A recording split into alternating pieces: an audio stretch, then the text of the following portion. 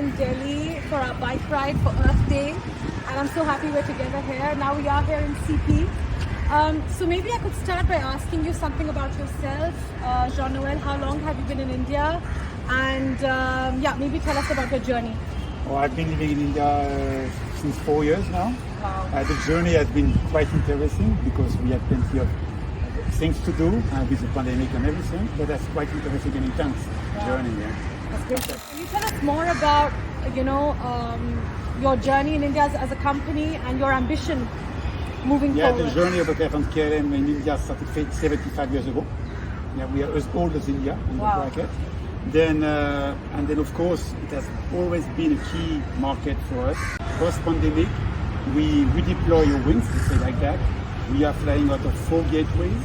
We are planning to have in May 35 weekly flights. And then to compare this volume of seats that we are offering compared to 2019, it's 50% more seats than pre-pandemic. And you see that it's a key element, and India is working quite well, and we have big ambitions. Challenge in the world today is global warming and the climate crisis. So can you tell us more about the role of air transport? The airline is concerned, we do acknowledge that the airline contributes to 2% of the CO2 emissions, and then we are facing a big challenge here in the future. Then for us, Air France KLM, we have started journey in sustainability in 1990. We have been leading for all those years the sustainability index of the Dow Jones. We are either number 1 or in the top 3. And that's a key element of our commitment and our strategy. Some good chai in the morning. Thank you. So staying on the topic of today's theme, which is Earth Day, and we're discussing sustainability. What is Air France KLM's commitment towards sustainability, and what are your initiatives? The initiative are around 5 key priorities. The first is fleet renewal. After that, it's sustainable aviation fuel, the SAF. We have eco-piloting. We have intermodality. It means that, for example, when we can, we promote the intermodality with the train within Europe. And then responsible catering. All right, okay, that's interesting. So on sustainable aviation fuel, you said, SAF. What is that all about? Can you shed more light on that? We have, as an industry, the ambitions to be carbon neutral in 2050. Yeah. But the road to 2050 is very long, and it's driven by disruption in terms of technology. In the meantime, the only key element is to reduce the fuel burn. And then the SAF by itself allows to reduce by 80% the production of carbon. Okay. But the problem we are facing right now is SAF is only representing 1% of the total consumptions.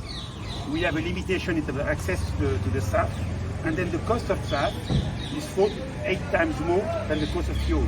Then the key element is to have an ambition with all the partners in the airline industry, being Airbus, being Safran, being ADP, being Air France KLM, the airline, to promote the SAF production, to reduce the production cost, and to increase the availability. And then on top of that, we also, as French ambitions within India, to develop the SAF production within India. Okay, that's very interesting. So does SAF have an impact on airfares for the regular consumer who's right taking now, a flight? yes, because potentially we include some SAF, and then you have some kind of increase of fare. But if in the future you want to be carbon neutral and then you want to fly with a full aircraft SAF, of course it will have an impact on the cost of the airfare. But also, do we have any other choice? In a country like India, where we have so much talent, and you know that this element is important for companies when they're setting up their operations. Yeah. Can you tell us more about Air France KLM's workforce in India? First, indeed, we have quite easy access to talent in India.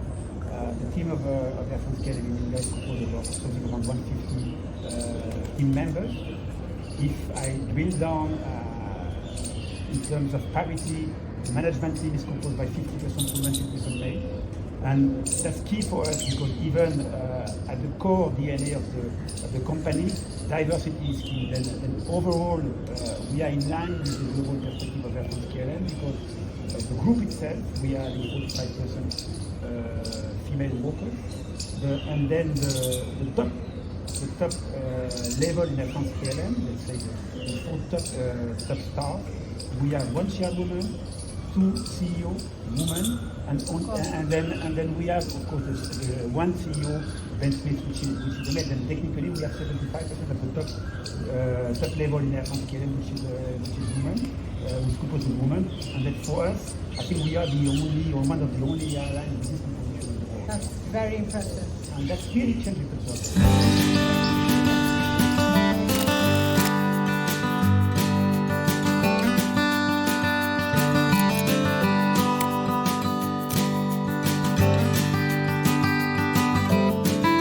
Happy Earth Day.